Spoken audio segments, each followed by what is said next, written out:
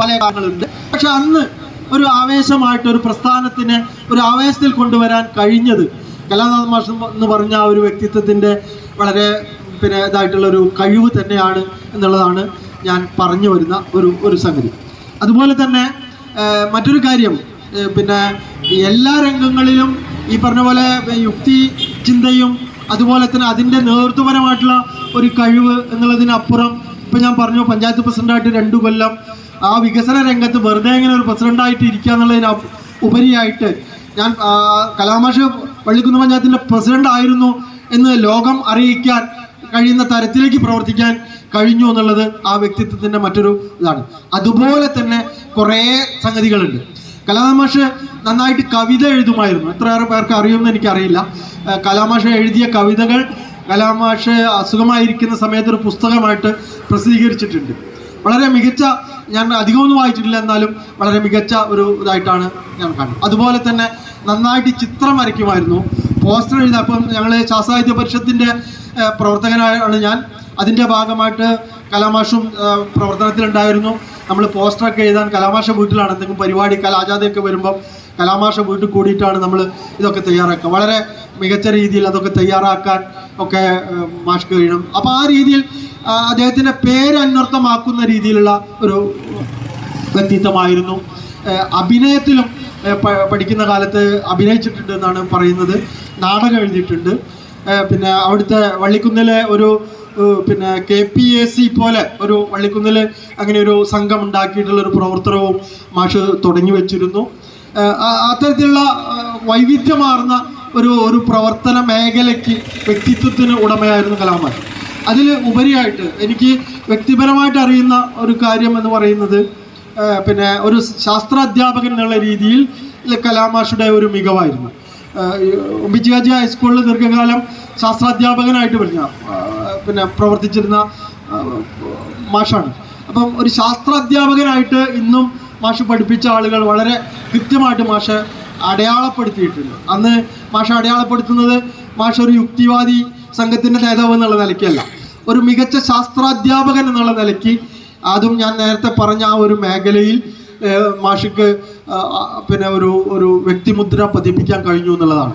അപ്പം അത് ഞാൻ ഒരു അടയാളപ്പെടുത്തലായിട്ട് ഞാൻ പറയുന്നതെന്ന് വെച്ചാൽ ശാസ്ത്രാധ്യാപകരായിട്ട് ഇപ്പോൾ ഇവിടെ ഇരിക്കുന്നതിലും കുറേ പേരൊക്കെ ശാസ്ത്രാധ്യാപകരായി ഇരുന്നിട്ടുണ്ടാവും. പക്ഷെ അന്നത്തെ കാലത്ത് എനിക്ക് തോന്നുന്നു ഞാൻ UP ക്ലാസ്സിലൊക്കെ പഠിക്കുന്ന സമയത്ത് ആദ്യമായിട്ട് ശാസ്ത്ര പ്രദർശനം എന്ന് പറയുന്നൊരു വാക്ക് ഞാൻ കേട്ടുന്നത് ചാലിയ BG ഹൈസ്കൂളിൽ വെച്ചിട്ടാണ്. ശാസ്ത്ര പ്രദർശനം. അപ്പോൾ എന്താണ് ശാസ്ത്ര പ്രദർശനം, അതൊന്ന് കാണണം തന്നെ. അപ്പോൾ എൻ്റെ അച്ഛനൊക്കെ ഞങ്ങൾ അവിടെ ശാസ്ത്ര പ്രദർശനം കാണാൻ പോയിരുന്നു. അപ്പോൾ ആ ശാസ്ത്ര പ്രദർശനത്തിൻ്റെ മുഖ്യ ശില്പി, അത് സംഘടിപ്പിച്ച ആൾ കലാനാഥ് മാഷായിരുന്നു. നിങ്ങളൊന്ന് ആലോചിച്ച് നോക്കും, ഇപ്പം നമുക്ക് ശാസ്ത്ര പ്രദർശനം എന്ന് പറഞ്ഞാൽ മിക്കവാറും എല്ലാ സ്കൂളിലൊക്കെ നടത്താറുണ്ട്. പക്ഷേ എനിക്ക് തോന്നുന്നു കലാമാഷ് അന്ന് നടത്തിയ പോലുള്ള ശാസ്ത്ര പ്രദർശനം ഇപ്പോഴും സ്കൂളുകളിലൊന്നും നടക്കുന്നില്ല. ഇപ്പോൾ നമുക്ക് ഹയർ സെക്കൻഡറിയിലും ഒക്കെ ശാസ്ത്രാധ്യാപകരായിട്ട് കുറച്ചുകൂടി ഉയർന്ന വിദ്യാഭ്യാസമുള്ള അധ്യാപകരൊക്കെ ഉണ്ട്. നേരത്തെ അന്ന് സയൻസ് അധ്യാപകരായിട്ട് ഹൈസ്കൂൾ അധ്യാപകർ മാത്രമേ ഉണ്ടായിരുന്നുള്ളൂ. എന്നിട്ട് പോലും അത്തരത്തിൽ ഒരു ശാസ്ത്ര പ്രദർശനം എന്നുള്ള നിലയ്ക്ക് സംഘടിപ്പിച്ചില്ല. എന്താ ശാസ്ത്ര പ്രദർശനം സംഘടിപ്പിക്കുന്നത്? മാഷി ശാസ്ത്ര പ്രദർശനം സംഘടിപ്പിച്ചത് ഈ പറഞ്ഞ ശാസ്ത്രയുക്തി, അതുപോലെ തന്നെ ശാസ്ത്രബോധം എന്ന് പറയുന്ന സംഗതിയൊക്കെ നമുക്ക് ഉണ്ടാവണമെങ്കിൽ ഈ ശാസ്ത്രയുക്തി മനസ്സിലാവുക എന്നുള്ളത് വളരെ പ്രധാനപ്പെട്ടതാണ്. അപ്പോൾ അതിന് ആളുകളെ ഈ പറയുന്ന ശാസ്ത്രം എന്താണ് എന്ന് മനസ്സിലാക്കുന്നതിനുള്ള ഒരു പരിപാടി എന്നുള്ള രീതിയിലാണ് മാഷ് ആ ഒരു പരിപാടി ആസൂത്രണം ചെയ്തത്. നിസ്സാര പരിപാടിയായിരുന്നു, ഒന്നും ആയിരുന്നില്ല. അതിപ്പോൾ എങ്ങനെയാണ് പറഞ്ഞു തരാൻ എനിക്കറിയില്ല. ഞാൻ അവിടെ അധ്യാപകനായി ചേർന്ന ശേഷവും നമ്മൾ സമാനമായ രീതിയിൽ വിപുലമായിട്ടുള്ള ഒരു ശാസ്ത്ര പ്രദർശനം സംഘടിപ്പിച്ചിട്ടുണ്ട്. പക്ഷേ ഞാനിപ്പോൾ ആലോചിക്കുമ്പോൾ എനിക്കൊരു അത്ഭുതമായിട്ട് തോന്നിയതെന്ന് വെച്ചാൽ അന്നത്തെ കാലത്ത് ഞാൻ ചെറിയ UP ക്ലാസ്സിലൊക്കെ പഠിക്കുന്ന കാലത്ത് എനിക്ക് തോന്നുന്നു ഒരു 70കളിലൊക്കെ ആയിരിക്കും അങ്ങനെ ഒരു ശാസ്ത്ര പ്രദർശനം സംഘടിപ്പിക്കുക എന്ന് പറഞ്ഞാൽ അത് കലാമാഷെ പോലുള്ള ഒരാളുടെ ഒരു നിശ്ചയദാർഢ്യം വ്യക്തിത്വത്തിന് മാത്രമേ കഴിയുള്ളൂ എന്നുള്ളവർക്ക്. അപ്പം ഞാൻ പറഞ്ഞു വരുന്നത് അന്ന് അവിടെ പ്രദർശിപ്പിച്ചിട്ടുള്ള പല കാര്യങ്ങളും വളരെ ലളിതമായിട്ടുള്ള ശാസ്ത്രകാര്യങ്ങൾ ആളുകൾക്ക് വളരെ ലളിതമായിട്ട് മനസ്സിലാകുന്ന രീതിയിൽ ഉള്ള പ്രദർശനങ്ങളായിരുന്നു. അതിൽ ഒന്ന് രണ്ട് കാര്യങ്ങൾ ഞാൻ സൂചിപ്പിക്കാം. അത് വളരെ കൗതുകമുള്ള സംഗതിയാണ്. എന്താണെന്ന് വെച്ചാൽ പിന്നെ ഉരുകുന്ന സുന്ദരി എന്ന് പറഞ്ഞ ഒരു പ്രദർശനം ഉണ്ടായിരുന്നു. അപ്പോൾ ഉരുകുന്ന സുന്ദരി എന്ന് പറഞ്ഞാൽ ഞാനൊക്കെ അന്ന് ചെറുപ്പത്തിൽ അത് വളരെ കൗതുകത്തോടുകൂടി പോയി നിന്നിങ്ങനെ നമ്മൾ നോക്കുന്ന സമയത്ത്, ഒരു മുറിയിൽ ഇങ്ങനെ നോക്കുന്ന സമയത്ത് ഒരു പെൺകുട്ടി ഇങ്ങനെ നിൽക്കുന്നുണ്ട്. നമ്മൾ നോക്കി നിൽക്കെ ആ പെൺകുട്ടി ഇങ്ങനെ അസ്ഥികൂടമായിട്ട് മാറുക.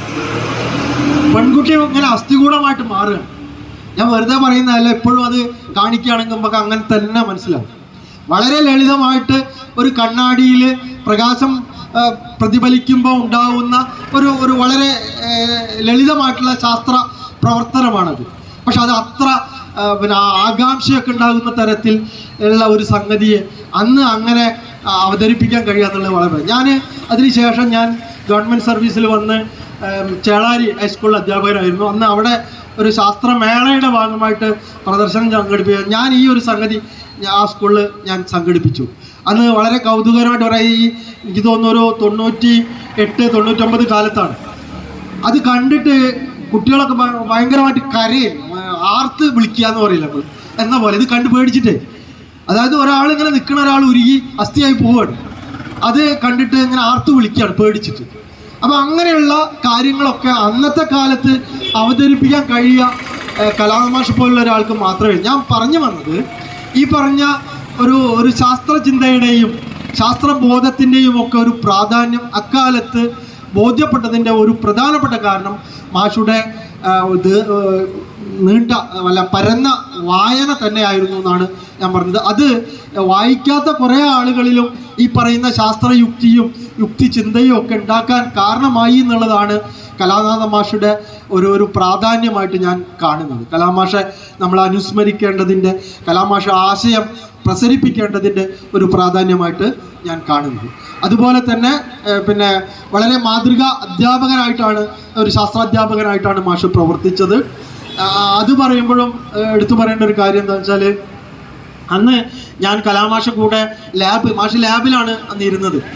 സയൻസ് ലാബ് എന്ന് പറഞ്ഞാൽ പിന്നെ ലാബ് എന്ന് പറഞ്ഞൊരു ആശയം അതിൻ്റെ മനസ്സിൽ പിന്നെ കൃത്യമായി ബോധ്യപ്പെട്ടത്, സ്കൂളിലെ ലാബിനെ ബോധ്യപ്പെടുത്തി തന്നത് കലാമാഷ് വളരെ കൃത്യമായിട്ടത് പിന്നെ ഒരു ലാബിനെ പ്രയോജനപ്പെടുത്തി. അതായത് ക്ലാസ്സിൽ കൊണ്ടുപോയിട്ട് ശാസ്ത്ര പരീക്ഷണങ്ങളൊക്കെ കാണിച്ചു കൊടുക്കുന്ന ഒരു മാതൃക അധ്യാപകനായിരുന്നു. മാത്രമല്ല എനിക്ക് വളരെ കൗതുകം ഉണ്ടാക്കി, ഞാൻ ജീവശാസ്ത്രമാണ് പഠിച്ചത്. കൗതുകം ഉണ്ടാക്കിയൊരു കാര്യം എന്ന് വെച്ചാൽ ആ ലാബിൽ അന്ന് മാഷ് പാമ്പിനൊക്കെ വളർത്തി. പാമ്പിനെ വളർത്തുക എന്ന് പറഞ്ഞാൽ ഇന്നിപ്പോൾ അത് പറ്റൂല, പക്ഷെ അന്ന് പാമ്പിനെയൊക്കെ വളർത്തി. പാമ്പ് എന്ന് പറഞ്ഞാൽ പെരുമ്പാമ്പ്, മൂർക്കൻ തുടങ്ങിയിട്ടുള്ള സംഗതിയൊക്കെ എന്ന് പറഞ്ഞാൽ പാമ്പുമായി ബന്ധപ്പെട്ടുകൊണ്ട് ധാരാളം അന്ധവിശ്വാസങ്ങളൊക്കെ ഉള്ള ഒരു സമയമാണ്. അപ്പോൾ അന്ന് അതിൻ്റെ ഒരു കാര്യമൊക്കെ ആളുകൾക്ക് കൃത്യമായിട്ട് പറഞ്ഞു കൊടുക്കാൻ, കുട്ടികൾക്കൊക്കെ ബോധ്യപ്പെടാനും ഒക്കെ അത് വളരെയധികം സഹായിച്ചിട്ടുണ്ടെന്നാണ് എനിക്ക് തോന്നുന്നത്. ഇപ്പോൾ മൂർക്കൻ പോലുള്ള ഒരു പാമ്പിനെയൊക്കെ അന്നത്തെ കാലത്ത് വളർത്തുക എന്ന് പറഞ്ഞാൽ അത് ഈ പറഞ്ഞ കുറച്ച് ബുദ്ധിമുട്ടുള്ള കാര്യമാണ്. എത്ര സ്കൂളിൽ അങ്ങനെ ചെയ്തിട്ട് ഇപ്പം നമുക്ക് നിയമപരമായിട്ട് അത് ചെയ്യാൻ പറ്റില്ല, പക്ഷെ അന്നത്തെ കാലത്ത് അത് ചെയ്തു എന്ന് പറഞ്ഞാൽ കേവലമായിട്ട് അങ്ങനെ ചെയ്തതല്ല.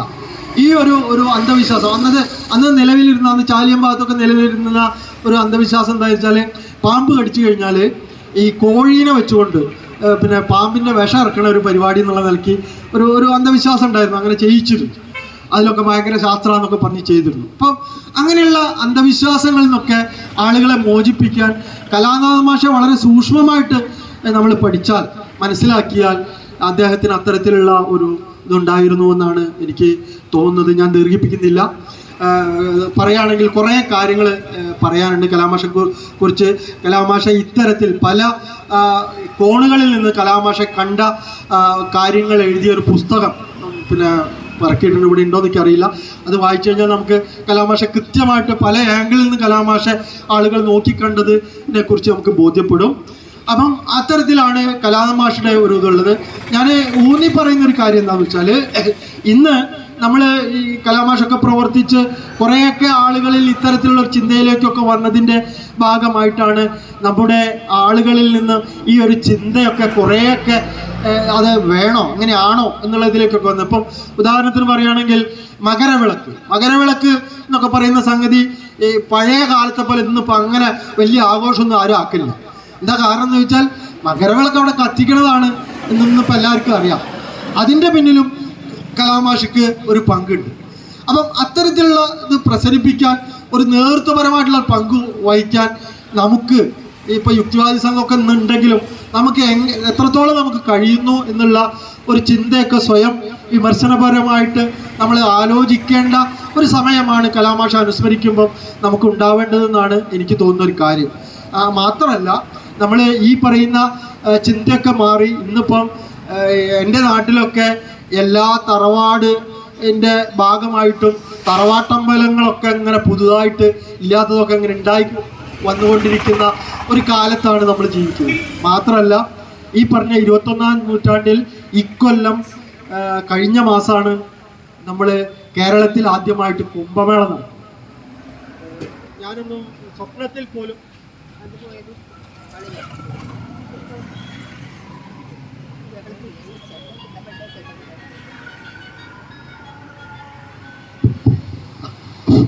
ഓക്കെ ഞാനൊക്കെ സ്വപ്നത്തിൽ പോലും കരുതിയില്ല നമ്മൾ കുംഭമേളയൊക്കെ നമ്മുടെ കേരളത്തിൽ ഇങ്ങനെ വരും. എൻ്റെ നാട്ടിലാണ് കുംഭമേള നടന്നത്. ഞാൻ കാണാനൊന്നും പോയിട്ടില്ല, നിങ്ങളൊക്കെ ടി വിയിലൊക്കെ കണ്ടിട്ടുണ്ടാവും. വളരെ ദൃശ്യവിസ്മയമായി പരിപാടികളൊക്കെ നടത്തി എല്ലാവരെയും ഇങ്ങനെ ആഗ്രഹിച്ചിട്ടുള്ള ഒരു പരിപാടി. ഇപ്പോൾ ഉത്തരേന്ത്യയിലൊക്കെയാണ് നമ്മൾ അങ്ങനെയുള്ള പരിപാടിയൊക്കെ കേട്ടത്. അത് നമ്മൾ ഏതെങ്കിലും ഒരു വിശ്വാസത്തെ ചോദ്യം ചെയ്യുന്ന നിലയ്ക്കല്ല ഞാനിത് പറയുന്നത്. നമ്മൾ നാട്ടിലൊന്നും ഇല്ലാതിരുന്ന പഴയ ആചാരങ്ങൾ, അതായത് മാമാങ്കത്തെ തിരിച്ചുകൊണ്ടുവരിക എന്നാണ് പറയുന്നത്. എന്താ മാമാങ്കം എന്നുള്ളതൊക്കെ നമ്മൾ കൃത്യമായിട്ട് ഇപ്പോഴും വീണ്ടും ഒന്ന് വായിക്കേണ്ടി വരും. അപ്പോൾ ആ അർത്ഥത്തിൽ പഴമകളെ വീണ്ടും തിരിച്ചു കൊണ്ടുവരാനുള്ള ആസൂത്രിതമായ ഒരു ശ്രമം നടന്നുകൊണ്ടിരിക്കുന്ന കാലത്താണ് നമ്മൾ കലാമാഷെ അനുസ്മരിക്കുന്നത് എന്നുള്ളൊരു ബോധ്യം നമുക്കുണ്ടാവുകയും നമ്മൾ സമൂഹത്തെ എങ്ങോട്ടാണ് നമ്മൾ നയിക്കേണ്ടത് എന്നുള്ള ഒരു ബോധ്യത്തിൽ പ്രവർത്തനത്തിന് വേണ്ടിയിട്ട് നമ്മൾ സജ്ജരാവുക എന്നുള്ള ഒരു കാര്യമാണ് കലാമാഷ അനുസ്മരിക്കുമ്പോൾ നമുക്കുണ്ടാവേണ്ടത് എന്നുള്ളതാണ് എനിക്ക് പറയാനുള്ളത്.